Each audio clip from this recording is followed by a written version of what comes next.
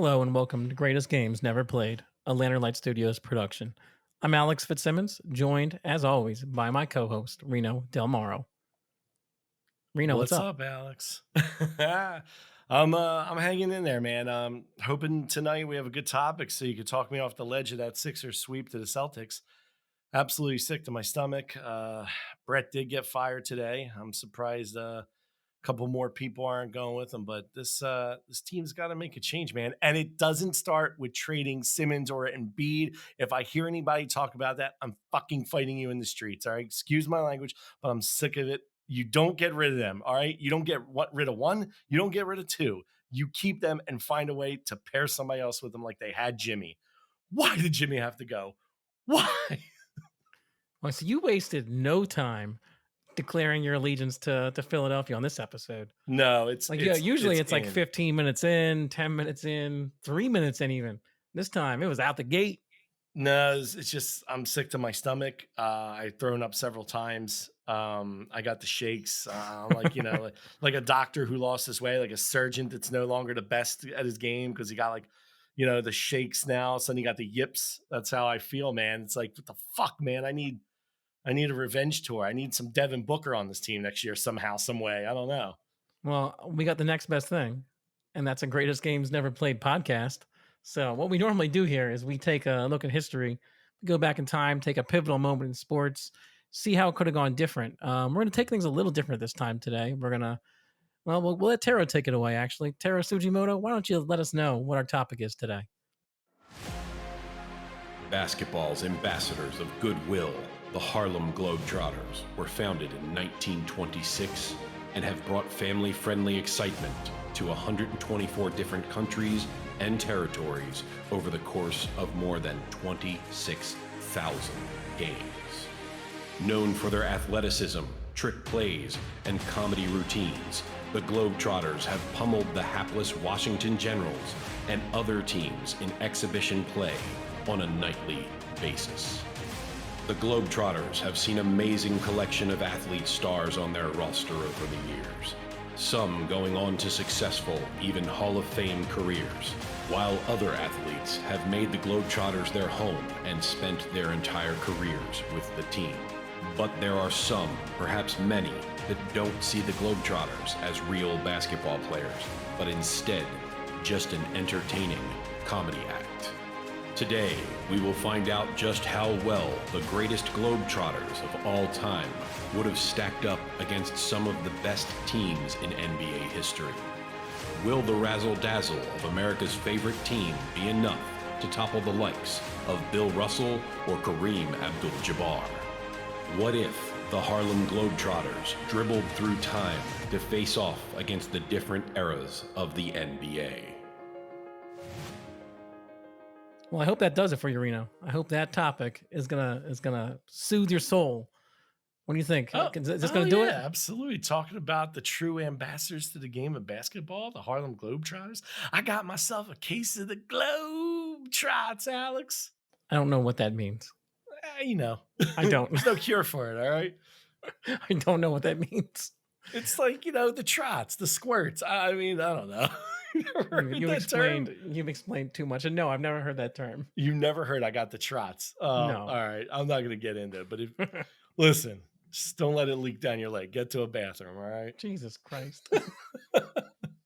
All right. So if we're going to talk about the Globetrotters and what they could have done in the NBA, we really got to take a look at what the Globetrotters are, because I think a lot of people have an image of the Globetrotters in their head, and it is buffoonery and clownishness. Is that not what we have here? I don't know.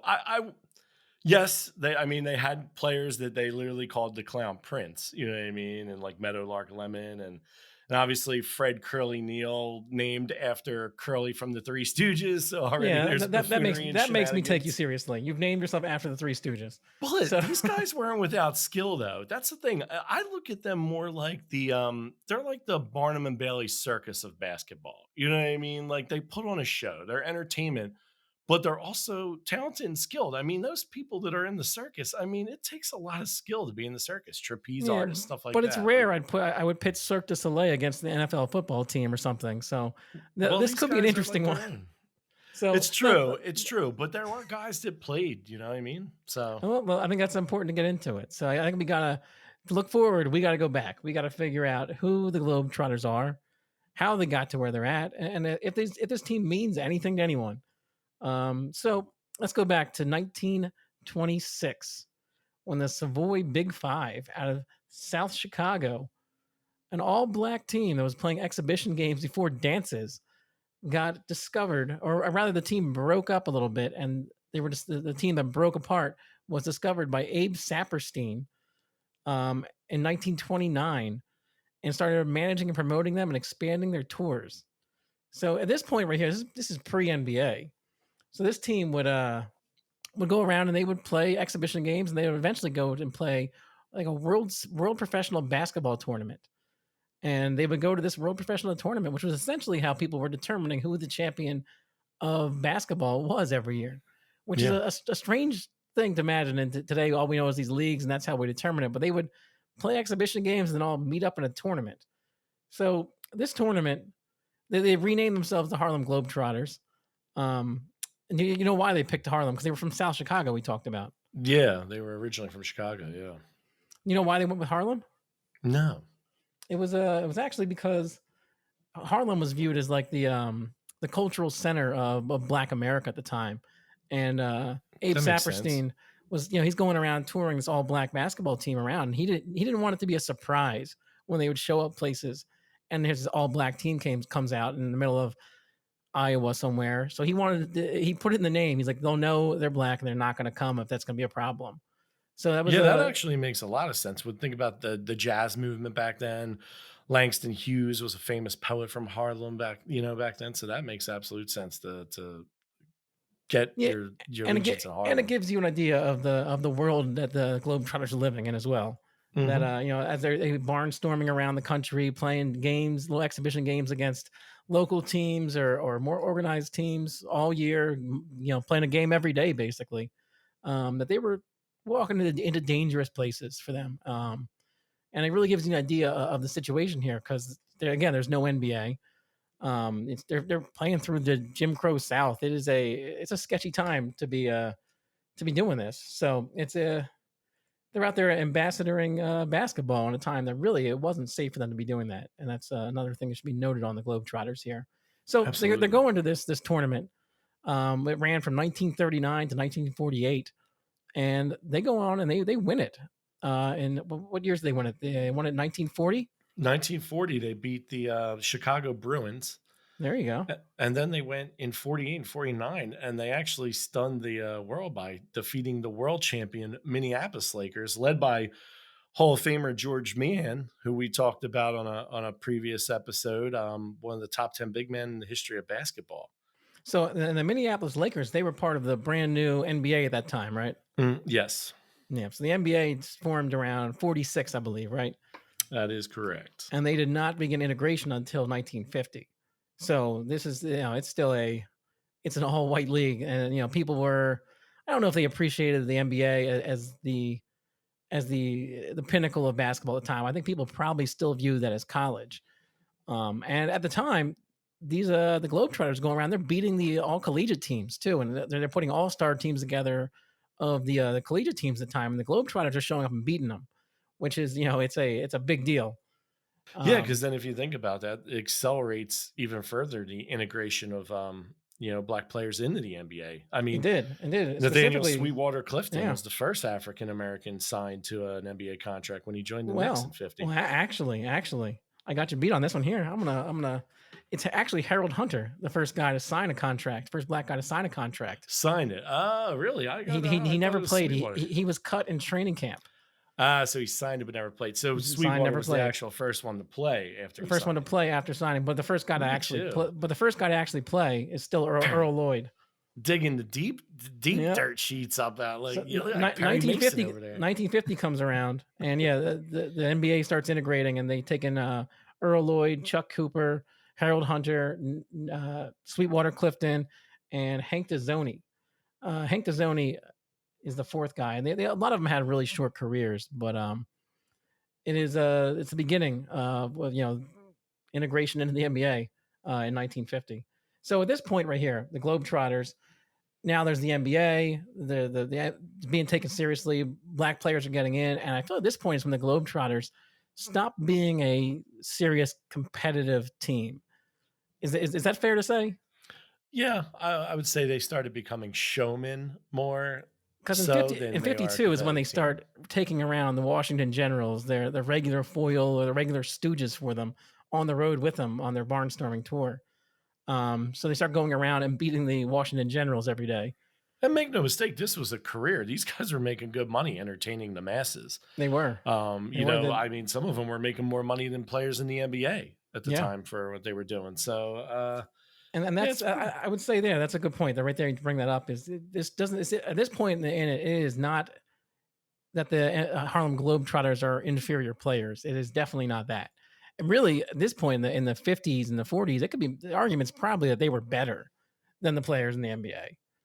they could have essentially become an NBA team, possibly. You They know what I could mean? have. They probably integrated could have. into the But it seemed like Abe Saperstein wanted to he felt he could make more money by putting on all these exhibition games with them and traveling around and spreading basketball around. Really, essentially trying to make them a basketball global brand, almost like the Yankees. You know what I mean? Like of their time.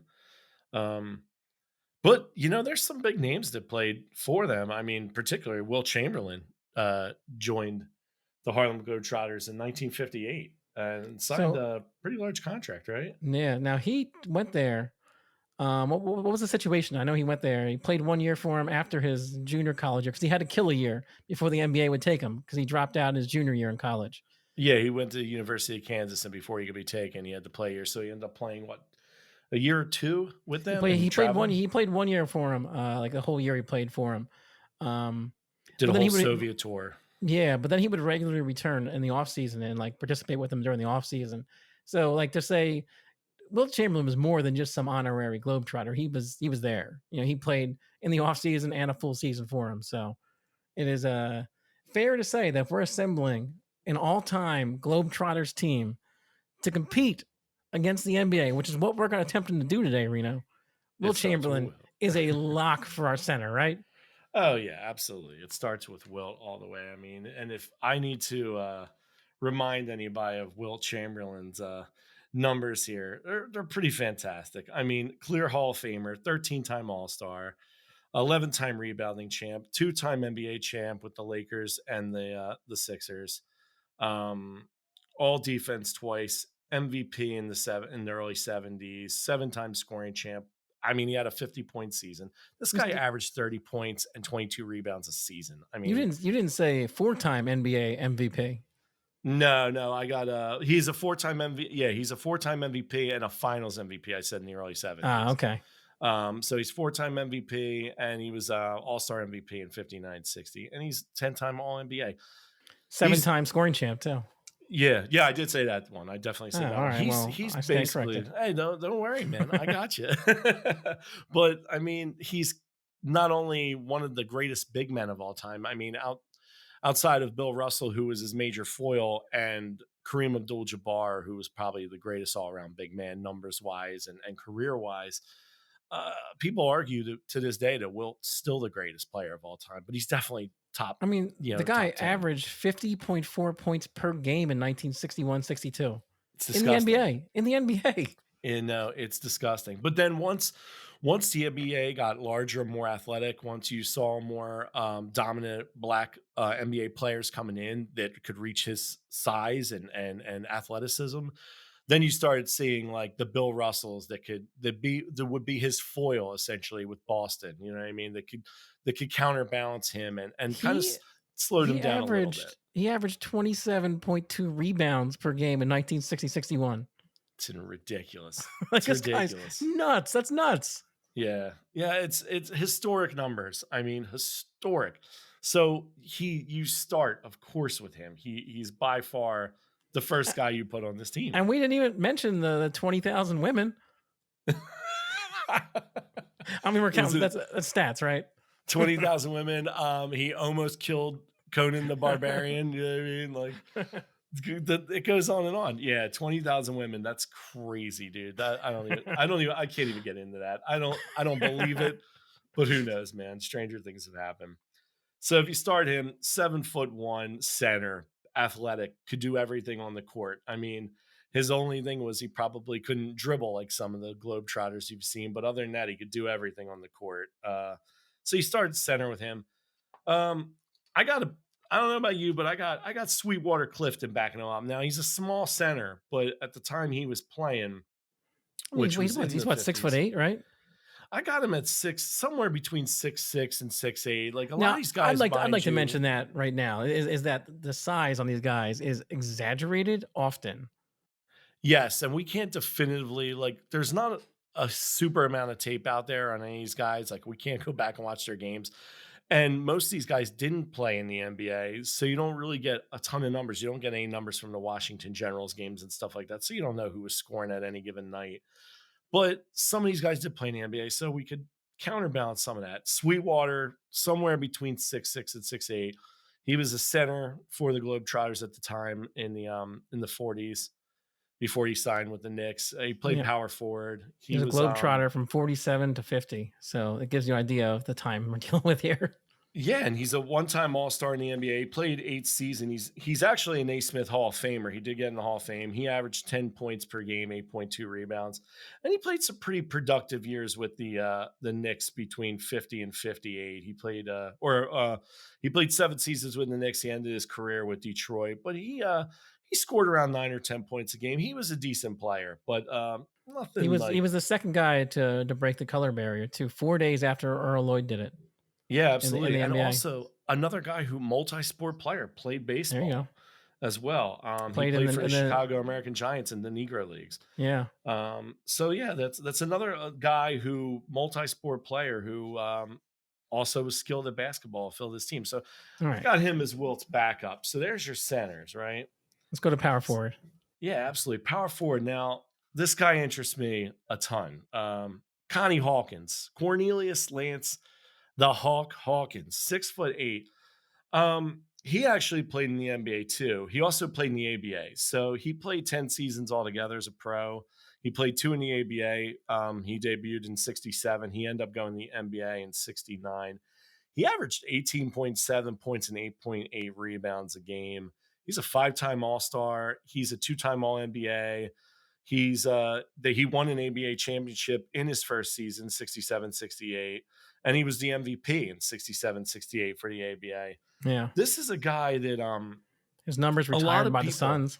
yeah, numbers retired by the Suns. And when you hear people talk about him, they often refer to him in the same vein as like a Dr. J or a Michael Jordan. Like he was like Yeah. as an attacker with the ball, a slasher. A lot of people said that like he was basically the Jordan and the Dr. J of his day, with like his ability to leap and his speed and his He's quickness. also And he's a New York street ball legend too. yeah, he played some street ball. I mean, he was with the Harlem Globetrotters, but I mean, there's Yeah.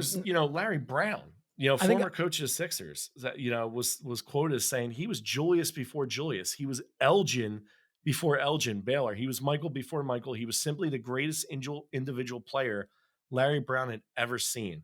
There you go. Um, And that's worth mentioning. So far, we're 3 guys into our all-time lineup here, and these guys are all real players. They're all yeah, real guys who played real basketball at competitive levels, and so far so good.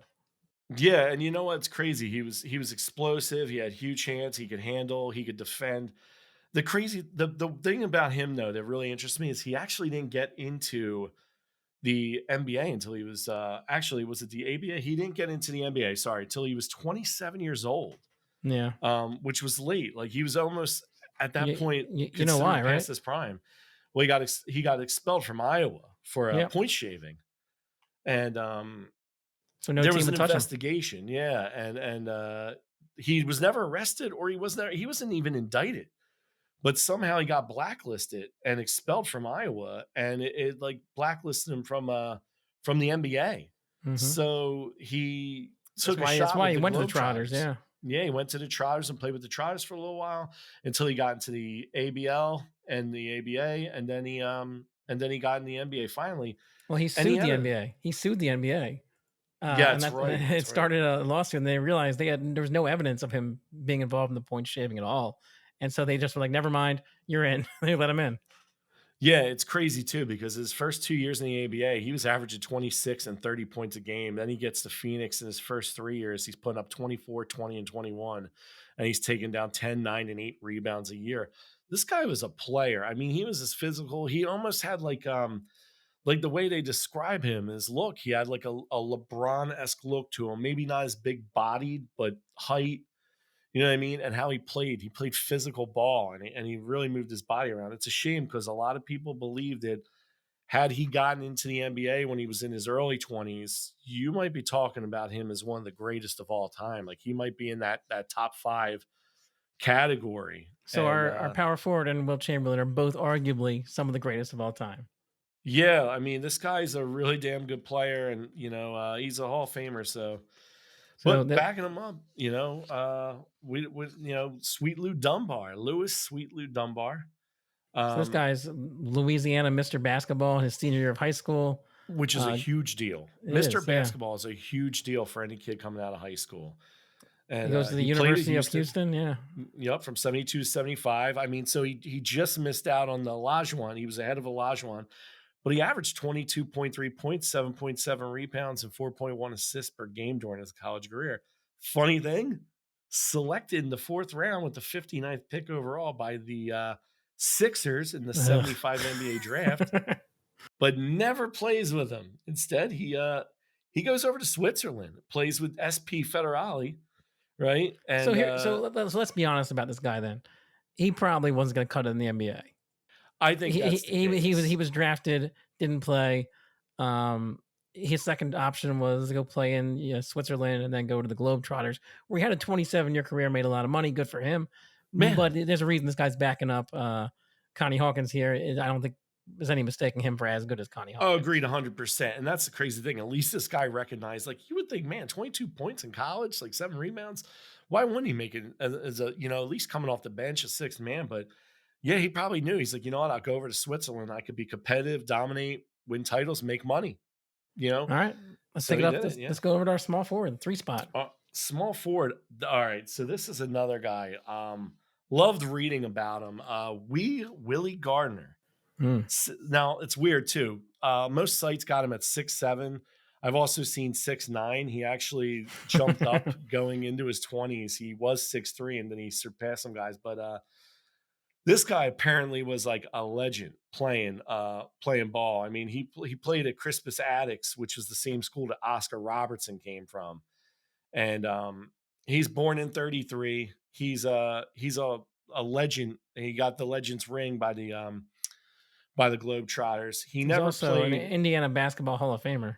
Yeah, he is. Yeah, and that's the thing. Slick Leonard, who's actually Hall of Fame coach, he played for Indiana University too. He coached the Pacers to some ABA titles in 70, 72, and 73.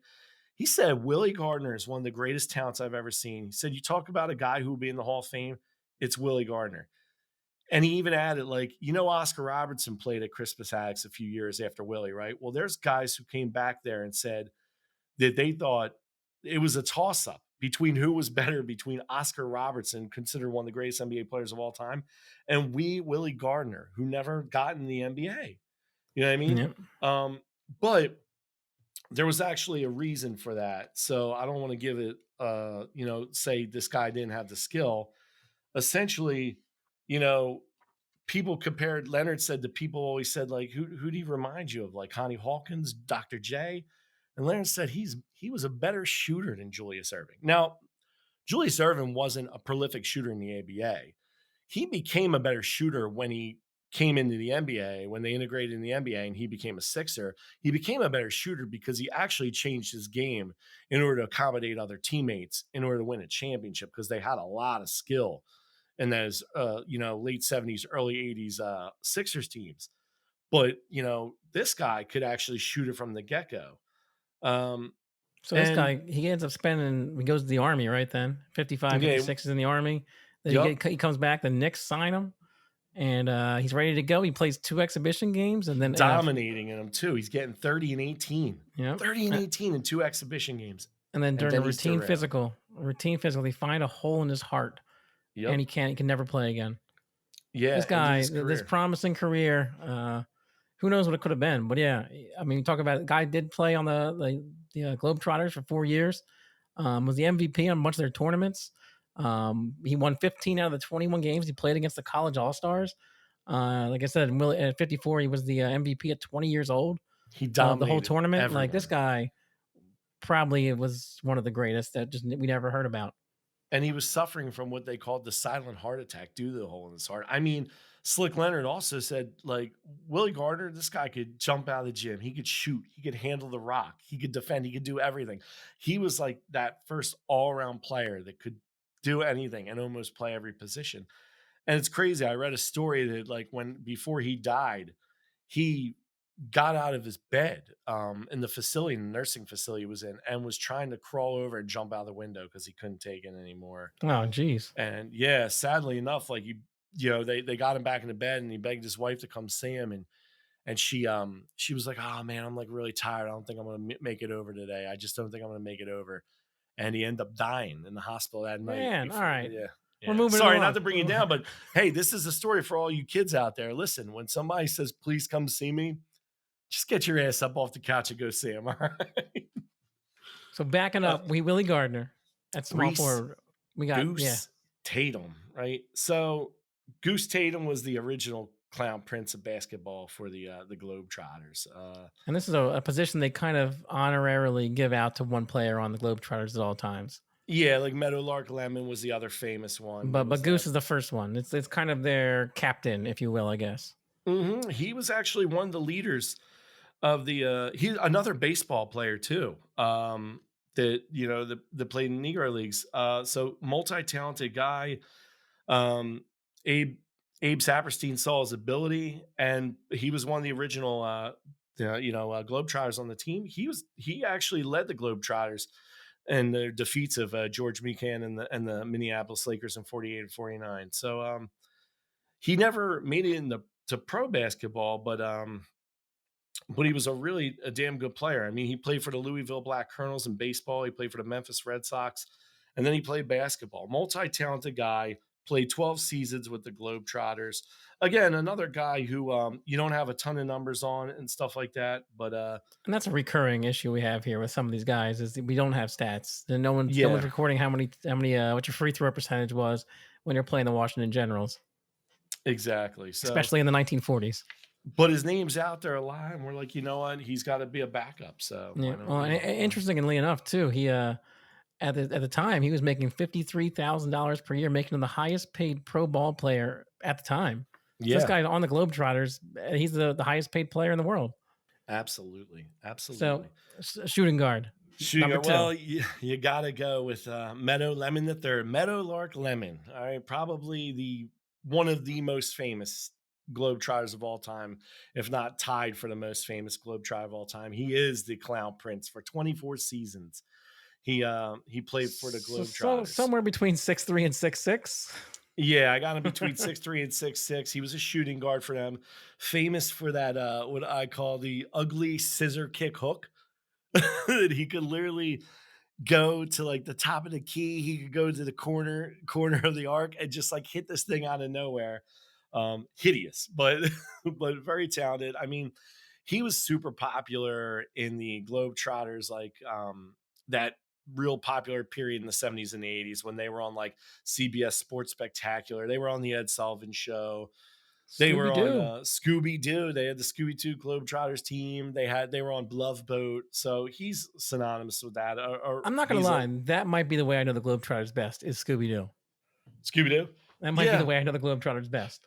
Oh, yeah, especially from the 80s. I mean, I saw them when I was a kid, and they were entertaining. I think both of these guys were, Meadowlark and Fred Curly Neal, I think were both retired by the time I got to see them. But you would see them pop up in games here and there and in later seasons after I retired. But crazy thing about Meadowlark is Wilt Chamberlain was asked his opinion on the best player of all time, and he responded. He said, "For me, it would be Meadowlark Lemon."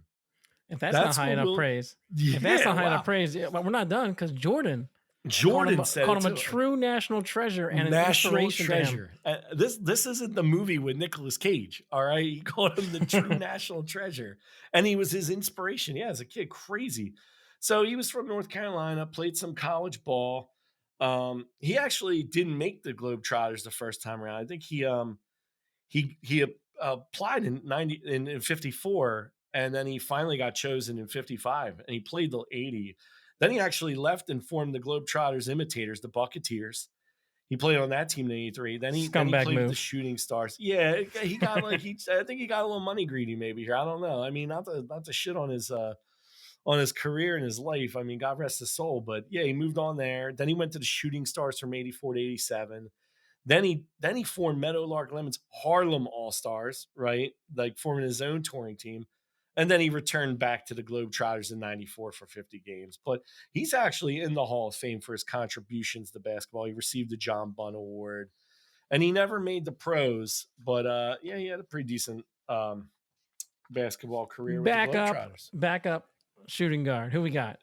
I got Hubert Geese Osby. I got him at So we got a geese 6'5". and we got a goose on this team. Yeah, we got a geese, we got a goose, we got a meadow lark.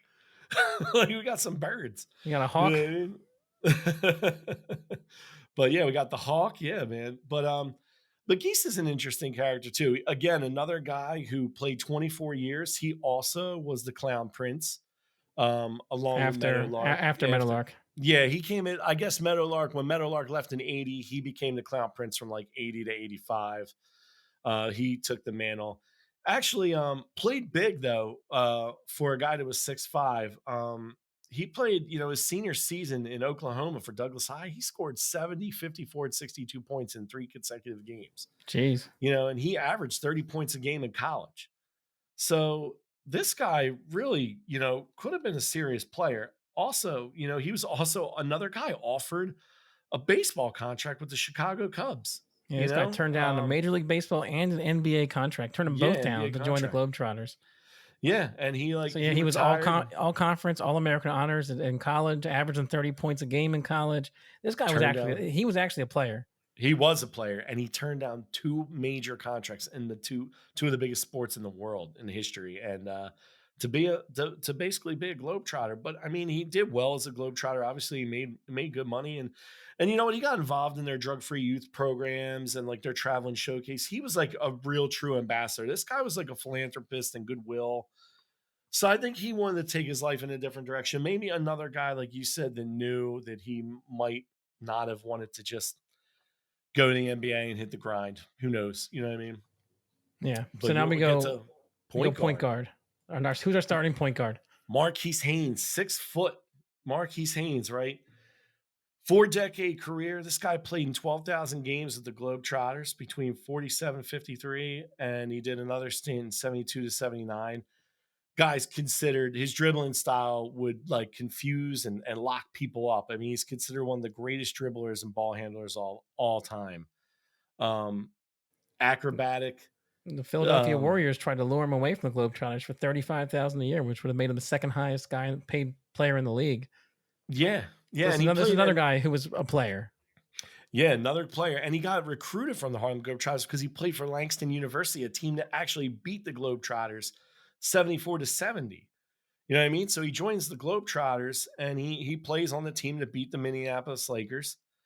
And he's actually the first ever to be inducted into the to Basketball Hall of Fame, the Naismith Basketball Hall of Fame as a Globetrotter. You know what I mean? So but another guy who had a crazy career, you know what I mean, who was insanely talented. You hear all these things about his skill.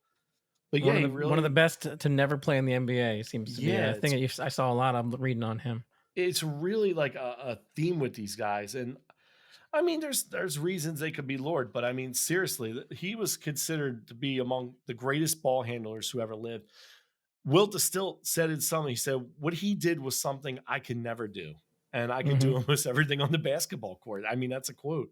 And he influenced players such as Bob Cousy, Pete Maravich, and Curly Neal, his another Globetrotter. And they described him, like you said, as one of the best players to never compete in the NBA. So he had the catchphrase, "I'm Marquis Haynes, I'll show you how." And he was also father-in-law to that scumbag Dallas Cowboys wide receiver Drew Pearson that luckily with all his hate brought the Eagles a Super Bowl that year when he was talking shit at the draft.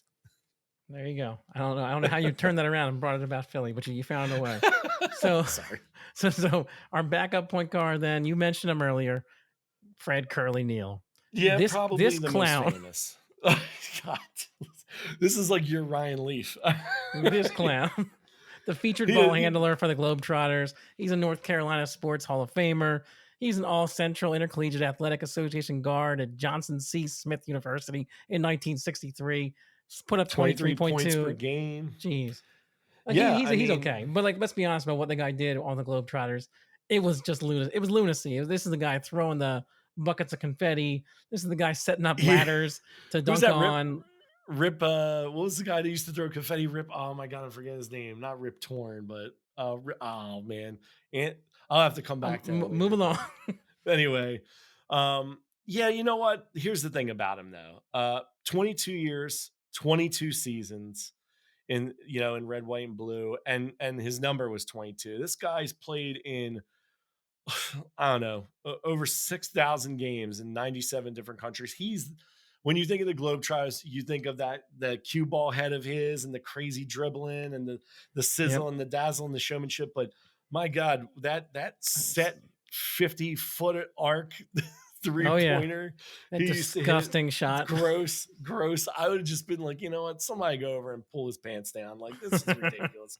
Trip him. Like, how that would have never happened in the NBA because somebody would have went over and swatted that shit into the 10th row. And he was a talker. He just talked the whole time on the court. This is a guy you can find a lot of video and footage on. He's a character. And really, when I saw him, I'm like, oh, that's the guy I know. That's a guy you know when you see him. I mean, I remember him from Scooby-Doo. Like, but you know what? Yeah, he was indisputably the face of the Globetrotters. As we get a little closer to the modern era, to the early '80s and stuff. Hell, he was on Gilligan's Island. They were on White Shadow. They had their own popcorn machine show. I mean, he is the face of the Globetrotters. When I think of it, like the two biggest Globetrotters I remember, it's Meadowlark Lemon and Fred Curly Neal. Curly Neal was the guy that really took it to the level of showmanship and pizzazz and fun, integrating kids and the families and everything like that. I mean, what he did is remarkable because even though you could argue like, all right, this guy wouldn't have really made it on the court, he did have an impressive skill set. I mean, he could handle the ball. He could distribute. He could. And really, I was dumping on him but this guy is one of the faces of the Globetrotters. And you don't make this team without Curly Neal. And you know what's crazy? I'll give you two more quotes for you. Isaiah Thomas. For those who say the game has evolved, I say what's old is new again. Distant shot making and dribbling is back. Curly Neal and Marquis Haynes taught me how to dribble.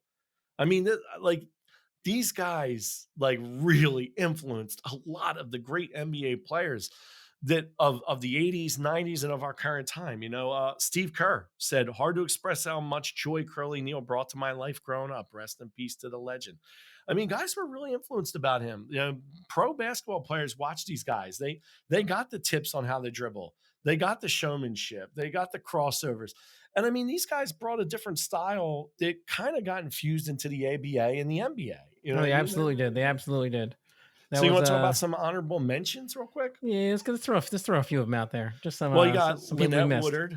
Lynette was the first woman to ever play for the Globetrotters. She played 2 years, I think, between 85 and 87. She's a 6-foot guard. She's a current coach of the Winthrop Eagles. And she played in the WNBA for, I think, 2 seasons. But she had some impressive numbers at college at Kansas. She scored 25, 31, 23, 24 points in her 4-year career there. I mean, she was one of the top scorers at Kansas for the women's team. And I think they might have won a national title with her. Yep. And she was an Olympic gold team member in 1984. In LA. Yeah, absolutely. Yep. So then we got Gibson. Yeah, J.C. Gibson. Yep, played in 52. He played for 20-plus seasons. Superb playing ability, flair and showmanship. He actually played at Thomas Jefferson High in Los Angeles. He was Prep Player of the Year.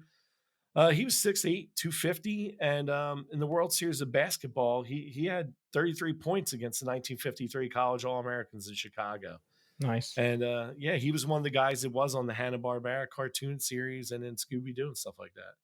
All right. And then you got Jimmy Blaylock, who was the former Blacklock. point guard. Blacklock, I meant. Sorry, I said Blaylock.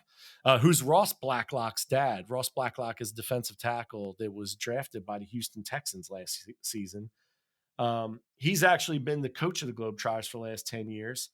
He played 2,500 games for the ambassadors of goodwill, as they say. And he's also he's been in the Men's Hall of Honor in 2016 in Texas for Texas basketball. Yep. And he was actually one of the first black players, I think, to break the barrier at the University of Texas. He was the first black starter and the first black letterman for the Texas Longhorns. Interesting. So, So this gives you an idea. Most of these guys we pulled here are a little older. They're not our modern Globetrotters, and I think there's a reason for that. I think that back in this time, like there wasn't as many options for these ball players places to go. The Globetrotters was kind of where they almost had to go. If you were a really skilled basketball player, the NBA was just beginning to integrate, and they were. I'm not saying they had quotas, but a lot of black players said they had quotas. As far as like 4 black guys on team tops. So these guys had to find a place to play. And so just by the lack of job opportunities, they end up here and they end up with a really good crop of players on this team in the early days. Nowadays, there's a lot more options. So I think not to discredit the guys today, it's because those guys today are still doing something awesome, but I think they would probably prefer to be in the NBA if it was up to them. Yeah, a lot of these guys are guys that didn't make it in the NBA, but they're still doing incredible tricks. I mean, probably more so than ever with the athleticism in today's day. But all right, you ready to get into this? So we have a team. So I think we talked a little bit about this team. Like we said, okay, this is a pretty stacked team. And we know that they played the 40s NBA. And now we've made a dream team out of these Globetrotters. So this is not the Globetrotters that went in there and beat the Lakers. This is a better Globetrotters team than that. They're definitely going to beat anybody in the 40s, right? Yeah. Rip Taylor, by the way, that guy's name was Thanks to our producer.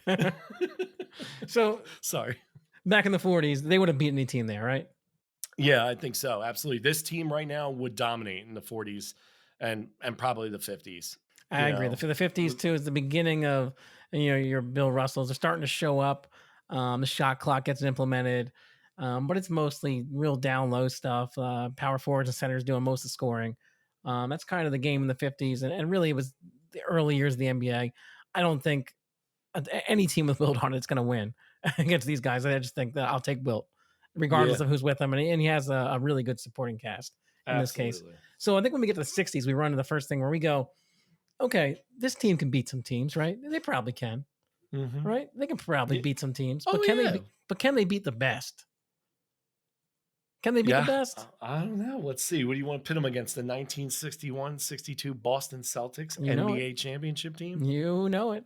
Well, I'll tell you what. Why don't we talk a little bit about, real quick, the 60s decade of basketball? Because it was definitely a rough, tough and tumble, kind of decade. I mean, this is a decade that's built on the brute strength and size of the big man, as you see with Bill Russell and Chamberlain. You've got fundamental guys like Jerry West, but it's a less visible league by viewership. Yeah. But it's really, and it's a smaller league by teams because they hadn't yet merged with the ABA. But man, I mean, you got some greats here too. You got Bob Cousy, Bill Bradley, Jerry Lucas, Willis Reed, Walt Frazier, Earl Monroe, John Havlicek, Bill Russell. They all come out of this, Oscar Robinson, Elgin Baylor. Oscar Robinson, Bill Russell, Elgin Baylor. They're all Jerry West. They're all coming out of the 60s. And, obviously the greatest athlete of his day, though, is on our team here. We got Wilt, probably the greatest athlete in the 60s. So this is going to be like a real physical league. And, how do you think? So let's talk about it. Let's talk about it. This Celtics team has got 8 Hall of Famers on it out of 12 players on the team.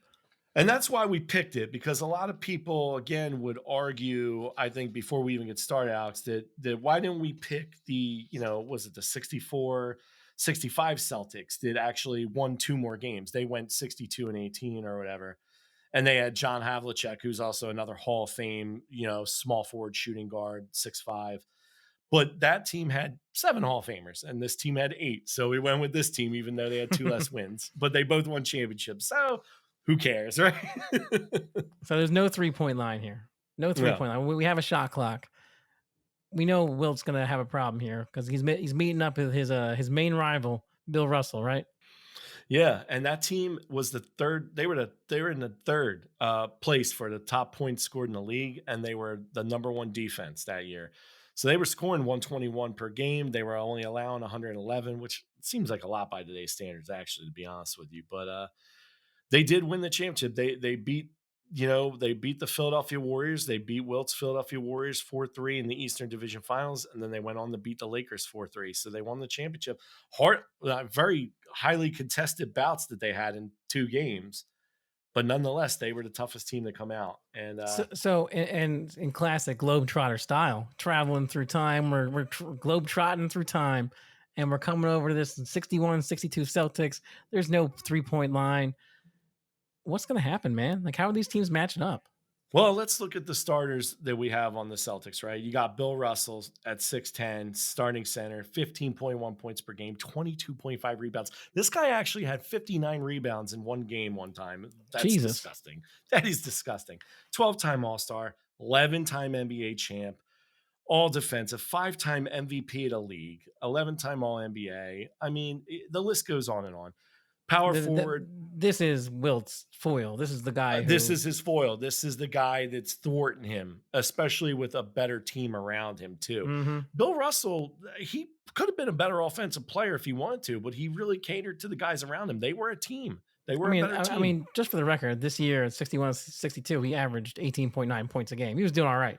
Yeah. Oh, he wasn't was a doing all right. slouch. Yeah, he wasn't a slouch. But I'm saying this is a guy that probably could have averaged closer to 20 points a season for his career had he been more selfish. This guy was an unselfish player. And I mean, dude, the term sweeping the glass comes from Bill Russell. You know what I mean? So you think of anybody who's cleaned up glass, it's Bill Russell. But so power forward, another Hall of Famer, Tom Heinsohn, 6'7", averaged 18.6 and 8.8 per game, 6-time All-Star. Small forward, Tom Sanders, another all Hall of Famers, by the way, the starters, 6'6". He's averaging 9.6 and 9.6 points per game, 6.3 rebounds.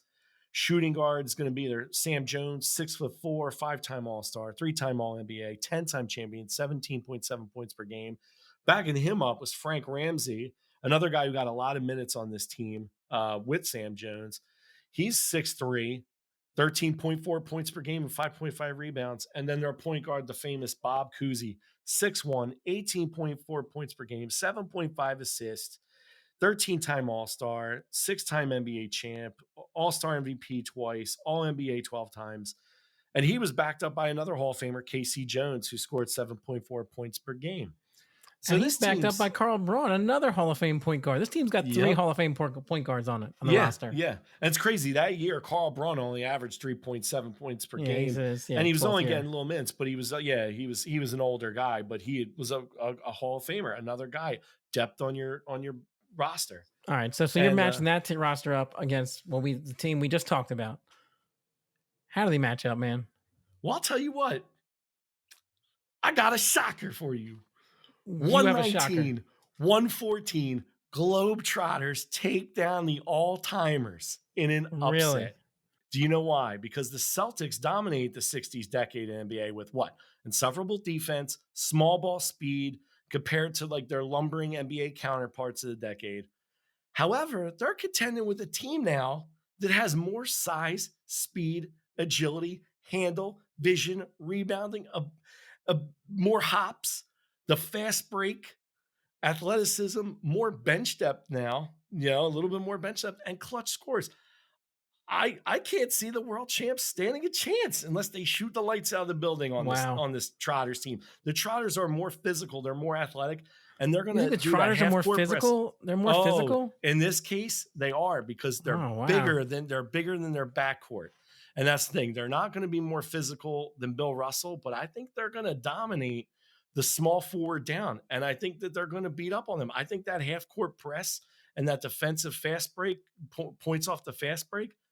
I got an upset. I think this all-star team of the Trotters with their athleticism upsets a smaller team. Even though they're a physical team, they're a smaller team. And I think when you put, a Meadowlark Lemon up against a 6'2", shooting guard, and Lemon's anywhere between 6'3" and 6'6", and then you got Haynes, who's 6'1", who's probably faster than Kuzi, more athletic than Kuzi, and then you got some other guys like Connie Hawkins was a big player for them. Connie Hawkins I'll had tell you what, more size than Heinsohn. I feel like you've made a good argument for it. I'm going to go ahead and disagree for all the reasons that are Hall of Fames and rings. But I respect it. I had the Celtics winning 108-92, so I had them kind of walking away from this. Yeah. Look, I have Wilt scoring 28 with 22 rebounds, and that's about it. The rest of the Trotters, I got Haynes putting up 11, Gardner at 12, Hawkins at 12. It's just there's so much depth on this Celtic squad. I don't want to harp too much on it because I think you had the more interesting take there. I think I have the more traditional take in this course right here in this game. And listen, it's hard to argue when you got proven guys in the NBA that are Hall of Famers. Like I always say that. Like you got proven guys with numbers that are Hall of Famers that have stats. But I looked at it from a standpoint that the Harlem Globetrotters team that we built, what's going to happen is you're going to have Wilt and Russell doing their thing like they did in the NBA with between the Warriors and the Warriors and the Celtics and the Sixers and everything like that. They're going to lock each other up. They're both going to get theirs. And I think that athleticism and speed and ability to get to the rack and defend the smaller Celtics guards and small forward. And I think Connie Hawkins is the Dr. J-esque player here with athleticism and size is going to dominate Heinsohn. I think, and they got some backup players that are going to be able to come in and kind of contest the KC Joneses and the older. One of the reasons I didn't like them here also is that a lot of the Globetrotters style ends up being long shots, half court shots, a bunch of silliness like that. They can't do that in this because there's no 3-point line. There's no point to it. Well, so the guys like Curly Neal become completely ineffective, I think.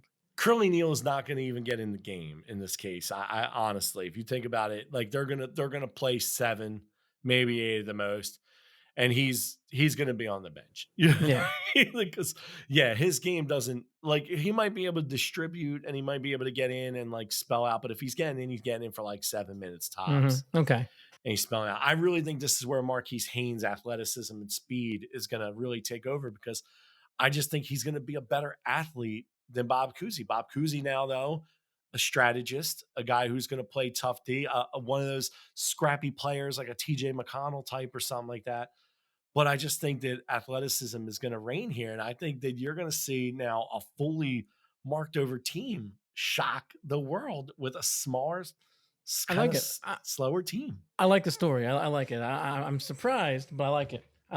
So let's move along. Let's take let's hit the 70s. Tell me about the 70s era.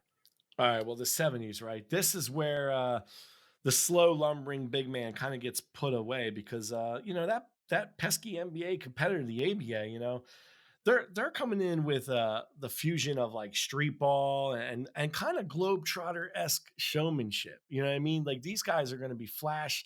They got high hair. They got the bandanas and sweatbands. And now you're going to see a lot more run and gun. I mean, if you ever seen the movie Semi-Pro, the comedy with Will Ferrell playing Jackie Moon, I have because I love Will Ferrell, right?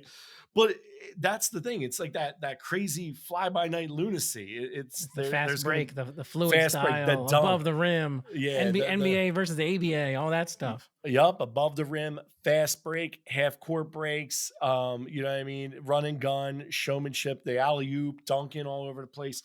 It's like it's going to be like the track and field again incorporated into the NBA. And this is what you see. So we picked a team then. Yeah, we got a team. We got the world champion, NBA champion, 72-73 New York Knicks. We're not taking it easy on the Globetrotters, man. We're not. We ran the Celtics at them from the 60s. Now we're running the Knicks at them from the early 70s. We are not taking it easy on these guys. Yeah, and now think about it. They're taking on in the 70s, you got Kareem, you got Julius, you got George Gervin, you got the finger roll now, you got Chocolate Thunder. You know what I mean? Darryl Dawkins coming in and bodying people out, breaking backboards. So it's flash. But this Knicks team, man, they have flash. They had speed. They had defense. They had it all, man. This team, they got a lot of Hall of Famers too, and you're starting off with, you're going to have center Willis Reed, 6'9", 18.7 points per game, 12.9 rebounds. This guy had a historic finals against the Celtics, I think in the late 60s. You know what I mean? Like, he was a player. And 7-time All-Star, 2-time champ. He was MVP at All-Star game. He was the MVP in 69-70. He was the MVP in the finals twice. Big time player. So then you're going to have your power forward, Jerry Lucas, 6'8", also good size, 17 points per game, 15.6 rebounds. He was like really the sixth man because I think they played a little bit more of Bill Bradley and Dave Dubashir. So if you look at Jerry Lucas, he got a lot of time and he put in like 28.2 minutes per game. And he really is their power forward because of his size, but they kind of played like a little bit of a small, like too small forward front a little bit between Dave Dubashir and Bill Bradley. So you got Jerry Lucas in there. Phil Jackson was on that team, the Zen Master. He was a backup power forward, 8.1 points. He's a Hall of Famer, but like he wasn't a Hall of Famer for his basketball. Not a Hall of Fame player, Hall of Fame coach, absolutely. Yeah. Dave Dubashir, 6'6", 16.1 points per game, 11 rebounds, 8-time All-Star, all 6-time All-Defensive. Bill Bradley, another guy, 12.4 points per game, 6'5".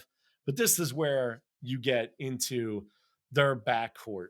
If you thought their front court was good, their backcourt is stellar.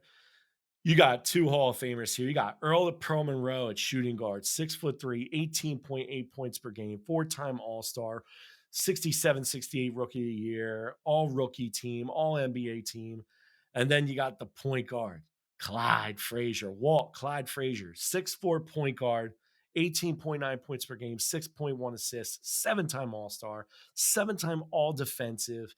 This guy was all the flash. He was the high fro. He had the bandanas. He had the sweatbands, the finger roll, the dunk. I mean, flying from half court. Like, it's crazy good player. And I think this is where the tide starts to change. All right. The Knicks own this city. All right. They own Harlem, and they're going to win this game 126-121. Okay. All right. I'll tell you why. Let's hear it. I think it comes down to matchups.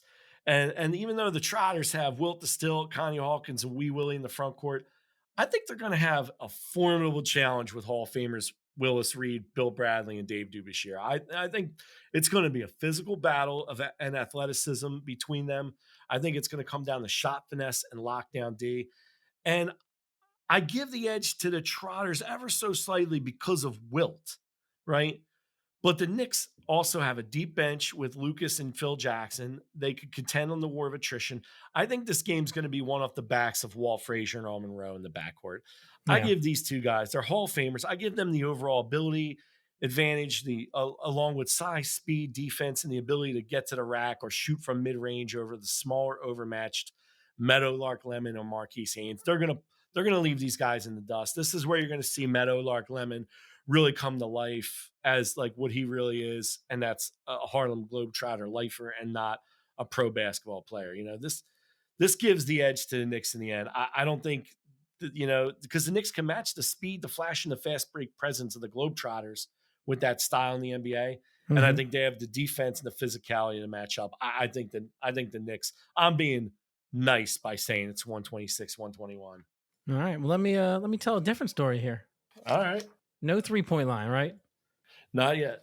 Not yet. So the backcourt clearly favors the Knicks. I mean, Frazier and Earl the Pearl. I mean, that's good luck. Yeah. But I disagree a little bit down low. I think you're looking at Willis Reed, who's 30 years old at the time. He's in decline. He's averaging 11 points a game, 8.6 rebounds. He's not even averaging a double-double. He's winding down his career. I think Wilt would eat him alive. I mean, he's probably going to, but I think the other guys will contend with the other two players. And I think we're looking at guys that are bigger than the power forward and small forward here. I mean, Bill Bradley and Dubashir is smaller. And Dubashir, yeah, they're all smaller than Gardner and Hawkins, and who I think are more athletic as well too. And I think that outside of the backcourt, I think we would have a better defense on the Knicks, but I think the Globetrotters have more weapons down low. And I think they're going to outscore them. I think they're going to hold them to a relatively low-scoring game. I got the Globetrotters 106-100. Wow. I got Chamberlain. I feel like you changed that on the fly. No, I did not. Because I got Chamberlain right here. He couldn't be stopped. You know what he's doing? Chamberlain's going to win this game. Chamberlain's going to put up 41, pull down 20 rebounds. That's possible, without a doubt. I think that's where the difference is. Willis Reed's going to put up 16. He's having himself a game with 11 rebounds, but like it's not enough. Walt Frazier will get his, Monroe will get his. They'll put up 19 and 15 respectively. But I think they're going to ride the scoring of Wilt, and you're going to have some other Meadowlark will score 12, Hawkins with 10, Haynes with 7. But I think it's enough. I think 106, 100 Globetrotters.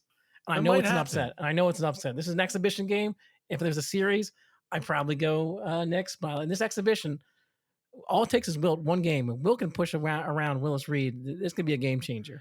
And he very well could have. But I'll tell you what, man, Willis Reed played with heart. And that guy, everything you read about him, everything you see, it's like he played up to the competition. And I think he would have put, even though you're right, he was at that time in his career, you know, he was winding down. He wasn't scoring as much, but I think he would have given his all against Wilt. And I think that he would have been competitive.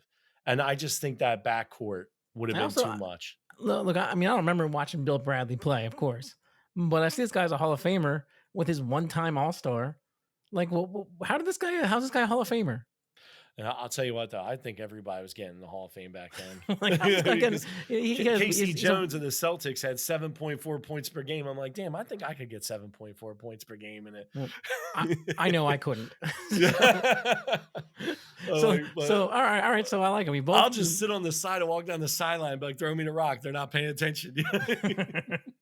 I am fooling everybody. I totally lied. I am not getting 7.4 points per game. But the point is, I think they were given back in those days. It's like, hey, you won all those titles. Hey, you were a part of that team, right? Yep. Hey, Hall of Fame. Yeah, you know what I mean. But I agree. I think there's a lot of that going on. Look at some of the stats here. But Bill Bradley did have like 12.4. At least he was a little bit better. I mean, he's that's I don't know. I guess that's he's. I feel like he got a gift. He got a gift Hall of Fame there, and he's competing. I think the Globetrotters are better down low, and that's why I'm going to go ahead and give them the edge this game. Wow, so let's take it to the 80s. Let's take it to the 80s. Well, this is unquestionably probably the greatest era of basketball of all time, I think. I mean, respectfully, in my opinion. I mean, you had, guys like the 3-point line went live in 79. Yep, 3-point line. Yeah, 3-point line is live. You've got the greatest all-time rivalry. Magic versus Bird, and it's huge between the Lakers and the Boston Celtics in the early portions of the 80s. Obviously you had the birth and rise of the greatest of all time in Michael Jordan.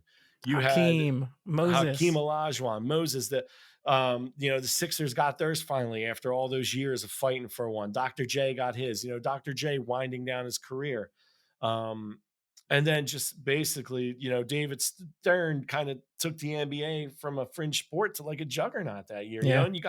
And these Lakers teams, like, dude, the Lakers and Celtics teams, it's not just Magic Johnson. You got Kareem. I mean, obviously in the last like 10 years of his decade, he retired in 89, but still he's a great player up until the end. James Worthy was on team. The Celtics had Kevin McHale, Robert Parrish, Dennis Johnson.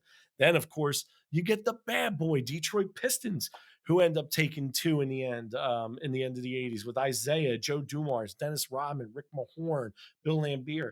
I mean, there was some like really great teams or rivalries. It's a nasty, hand-checking, defensive, physical league. It's a beat-you-up league.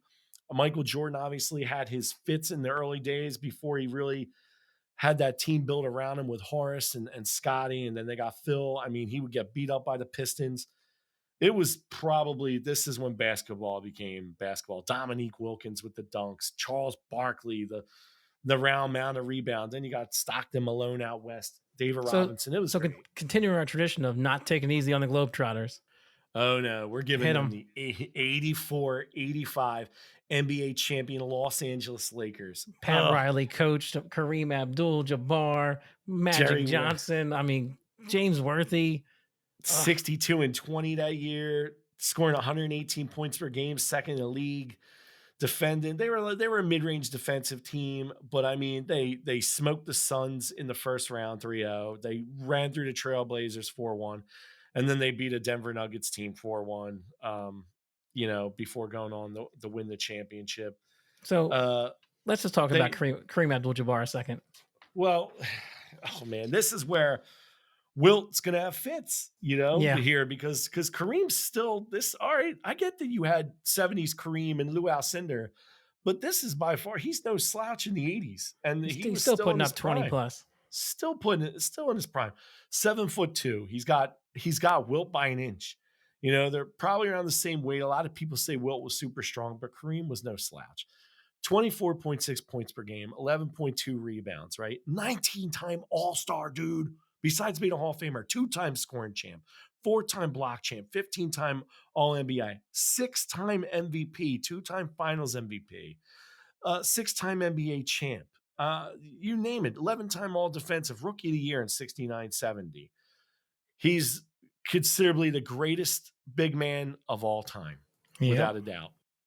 Then I'm going to put at power forward, or should I say point forward, Earvin Magic Johnson, because we do have some other players on this team that are a lot smaller. And even though Magic was the 6'9" point guard, point forward, who could play any position, defend any position on the court, I'm going to put him as the point forward, power forward here. 6'9", 19.5 points per game, 7.2 rebounds, but the dude dished out 11.2 assists per game. He's averaging 13 this year. Oh, it's disgusting, dude. Disgusting, right? 12-time All-Star, 5-time NBA champion, 3-time Finals MVP, 2-time All-Star MVP, 3-time MVP of the NBA. He's top 4, top 5 all time. He's in the top 5 players of all time, always. It's usually Jordan, Kobe, LeBron now, Magic Johnson, probably Larry Bird. And then maybe Wilt, you could put him in there. Small forward, another 6'9" small forward, James Worthy, 17.6 points per game, 7-time All-Star. He was the Finals MVP in 87-88, 2-time All-NBA. A great player, historic player. Then at shooting guard, 6'5" Michael Cooper, who was 5-time champ, no slash. This dude was defensive player of the year in 86, 87. He's an 8-time all defensive team. So he's going to lock Meadowlark Lemon up like he's in straight up cement boots. And then I put at the point guard Byron Scott, who's 3-time NBA champ. You're not playing Kurt Rambis at power forward, though? I'm not going to play Kurt Rambis, but the team is deep. So you got Byron Scott, who's, at 14.1 a game at point guard. This team is deep. They got Kurt Rambis on the bench. They got Bob McAdoo, Jamal Wilkes, Larry Spriggs, Mitch Kupchak, Mike McGee. All these guys are getting time. It's a super deep bench. They won games in attrition. They won games with Dazzle. They were the Showtime Lakers for a reason. And you want to go first, or you want me to go first on this? I mean, I have a feeling we both run into the same problem, just finding a way the Globetrotters can win this game. I think they find themselves outmatched all over the court, and the Lakers pull this thing out 122-104. I think Wilt's still going to put up 21, get 10 rebounds. He's going to lead his own team, but Kareem's going to score 17, 13. Magic puts up 20 with 13 assists. Worthy puts up 16. I mean, it's just they're better all around. Yeah, I got 120, 109. The Lakers keep it Showtime, deep bench. I like I said, Cooper finds a way to shut down any offense from Meadowlark Lemon. That scissor hook is going nowhere. Marquis Haynes is going to get overmatched by a larger Byron Scott. The backcourt edge and the wing edge of Willy Garner against James Worthy of the Trotters. Maybe I give Willy Garner maybe an edge in speed and physicality. However, it's going to get murky with the Hawkins and Wilt combo versus Kareem and Magic. I just think Magic could play any position, so he could defend any position. He could shoot from the outside when needed. I think Kareem and Wilt's going to be epic, though. I mean epic. Oh, yeah, that'd be great to see. Kareem saw Wilt at the end of his career. Oh, my God, a prime Wilt and a prime Kareem. Oh, God, that would have been beautiful. But I give the 4-5 standoff to two of the top 10 greatest players of all time. So 120, 109. They can't beat the Lakers. They can't. So if we start looking ahead from here, I think we run into a problem. The 90s, the 2000s, 2010s, we saw what happened here in the 80s, and it just gets worse going forward. As the players become bigger, more athletic, the game gets – I just can't see them competing against the Chicago Bulls, against the Lakers from the 2000s, or the Miami Heat, or the Warriors from the more recent years. I can't see them playing against these guys. What about a bonus team, though, right? What about that 88, 89 Detroit Pistons? Oh man. NBA You- champion Detroit Pistons, the team that went and beat Michael in 6 to get to the finals and then smoked the Lakers that year, smoked the Kareem and Magic-led Lakers 4-0. So you want to Dude, pit the Goodwill Ambassadors the against the Goodwill Bad Ambassadors Boys? versus the Bad Boys. Oh, All right. yeah. No, The Bad Boys. let's move this one along because I do want to hear your final thoughts at some point on this. Well, let's do it real quick. 63-19, the Pistons finished that year, coached by Chuck Daly. This team's got a bunch of, they've got at least 2 Hall of Famers on there that everybody knows, Joe Dumars and Isaiah Thomas. But you got Bill Laimbeer at center, 6'11", 4-time All-Star, 12.9 points per game. Rick Mahorn, 6'10", power forward, all defensive team in 89 and 90. With Dennis Rodman, who that's was coming off the bench as like the paint, sixth man. He's a Hall of Famer, one of the greatest rebounders and defensive players of all time. Adrian Danley, another actual Hall of Famer, 6'5", 24.3 points per game from him. He's a 6-time All-Star, 2-time scoring champ, Rookie of the Year in 76-77, still playing well. Guess what? Mark Aguirre is playing behind him with 20 points per game, and he's a 3-time All-Star. So they're deep at 2 positions right there. Dumars, Hall of Famer, 6'3", playing shooting guard. He's scoring 16.1 per game. And of course, Isaiah, the 6'1" point guard, 19.2 per game, 9.3 assists, 12-time All-Star, Hall of Famer, 2-time champ. And here's the thing. Like Olivia Newton-John says, let's get physical. Well, it's going to get physical. Will Chamberlain, he's going to be big in this game, though, for the Triers, because I think he's going to own Laimbeer in the paint and glass. I really do. Yeah. But Lambeer's going to make Wilt pay every time he gets the ball. Yes, he will. With a nut shot, with an eye gouge, scratching him with his 4-foot coke nails. I mean, Laimbeer is going to make his him 4-foot coke nail. He's got like 4-inch. I mean, he's got 4-inch coke nail. He's going to slice his neck.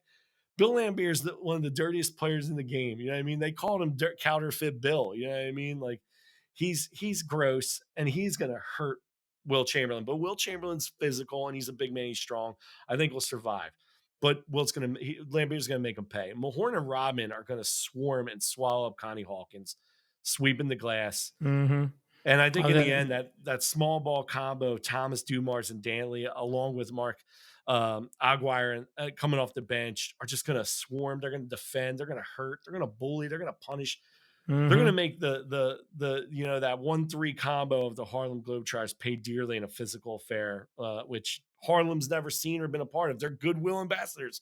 They're drug-free. They're on Scooby-Doo. They love children. Well, they're going to come out of this in the hospital. I mean, very reminiscent of the Flyers team in the 70s that beat up on the Soviets. You know what I mean?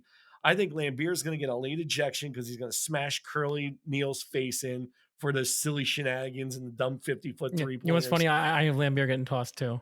Yeah, Lambeer's tossed with like 7 minutes left in the fourth, but it doesn't even matter. They're going to put Mahorn in at center to rough up Will, and then Rodman's going to come in at power forward. It's gross. 101. I'm being nice. 101.93, but it's probably more like 101.83. I just think they're going to stifle them. Well, Reno, I got 102.93, so I am I'm in line with you. I also had Laimbeer going out late on a foul. I actually had him fouling out on Will, but I did have Rodman and Mahorn getting involved with a scuffle with Goose Tatum taking them off the court late in the game with them as well. They all get teased. They're all out of there. But it's too late. The game's over at that point. Pistons 102, Trotters 93. It was a good effort, but they never had a chance against a team this mean. I agree, man. I agree. So let's hear some sponsors before we wrap this thing up. Absolutely. Let's do our weekly shout outs here. For those of you who'd like to support us, please go to patreon.com/Leonard Studios and support not only our show, but support our game development projects and other Leonard Light podcasts, Game Johns, Screen Johns. And as always, thank you to our current patrons, and a special thank you to Russell James Johns support group patrons. You guys are the best. We love you. Thank you for your support. Also, if you'd like to support just our show, you could go do that by going to glow.fm/GGMP. And thank you in advance for anything that you contribute to our show. Thanks to Luke Mullet for our awesome theme music. As always, I get jacked up, especially for this episode. I'd like to thank Leonard Light Studios for putting on this podcast and allowing us to be a part of the team. Also, like to thank Anthony Ziccola, our producer, for all show news notes and assistance. He's the man. And our lovely audio engineer, Maria Lubanovic. You're the best. You're kicking ass for us, taking names. Thank you for everything you do. We really appreciate it. Simple. If you want to reach Alex and me, it's easy. Go to allmylinks.com/ggmp, and you could find out every place where you could either hit us up on Twitter, Facebook, Instagram. You could see where all our shows are played. It gives you links on how to play the show on all different platforms. Real simple and easy. It shows you our website, and you can reach us there. Hit us up. Let us know what you think. If you think there were better Globetrotters that would have been on the team, if you want to take Curly Neal off the team because his shenanigans are just going to get the team hurt and slow them down, hey, tell us we were wrong. Also, go to LeonardLightStudios.com for more information about our show and all the other amazing podcasts, Game Johns and Screen Johns. And we definitely recommend these shows. They're awesome. If you haven't heard them already, please check them out. If you enjoyed this podcast, as always, we ask you to please kindly give us a 5-star rating and leave a good review for us, especially on Apple Podcasts, where you can leave reviews and ratings. It goes a long way for us to develop and improve our show for you. And that's what I got, Alex. Oh, awesome, man. So we took the Trotters, we put them in deep water today. And I'm not going to lie, I feel like they handled themselves pretty respectably for a team full of old timers and guys from a different era. We had them holding their own against some of the better eras there. What do you have? Any final thoughts you want to say about the Trotters or about this topic? Yeah, I'll tell you what. I would say that they were supremely competitive. I think in our scenario here, I think they had a positive impact. I mean, the Globetrotters impacted the ABA, which then impacted the NBA. I think the flow and the style of the game changed. I think they are true goodwill ambassadors of basketball. I mean, they took it around the world globally. I mean, they were the first real showmen, and I think they brought the game of basketball to the world in a sense, until really the 80s NBA came alive. And I think in our scenario, negatively impact the Celtics were, but in real life, Celtics probably win, you know what I mean? Based on the information that we have. But the only other thing I could say, I got a list here of honorary Globetrotters, and I got a couple that are my favorite. I want to know what you think of them, right? So Pope Francis in 1936, honorary Globetrotter, right? Whoopi Goldberg gets in as an honorary Globetrotter, right? Bob Hope, the famous comic, right? And Henry Kissinger, who was the U.S. Secretary of State in the 70s, and Nelson Mandela, who was the head of state and the president of South Africa. So, some famous Globetrotters. And Kareem was an honorary Globetrotter too, but we know how great he was. Yeah. I like it. So yeah, I agree. The Globetrotters have been important to the growth of basketball in particular. I think they were integral to helping integrate basketball too. That they were taken seriously when they were beating the college teams, when they beat the Lakers. I think it made the NBA kind of wake up and realize, hey, we got to do this now. We're watching basketball pass us by just not taking players. You know what I mean? Just based on the color of their skin. So. And the Globetrotters done so many things. They've had tea with the Queen of England, caviar with Nikita Khrushchev, meetings with 3 different popes. But again, I think for me, I look at them and go, I think the big thing they did was they really helped speed up integration in basketball. And I know when Earl Lloyd died, the first Black player to ever play, that Charles Barkley had something. He said the older Black guys, I have so much admiration and respect for them because just playing basketball is hard enough. But I couldn't imagine all the mental stress that those guys were under. Then to go block that out and actually play basketball, whenever I see them, I just want to say, thank you. So I think we're going to end on that right there, right? That's beautiful. Yeah, that's absolutely beautiful. So this has been another Greatest Games Never Played. Play some of that sweet Georgia Brown. Oh, yeah.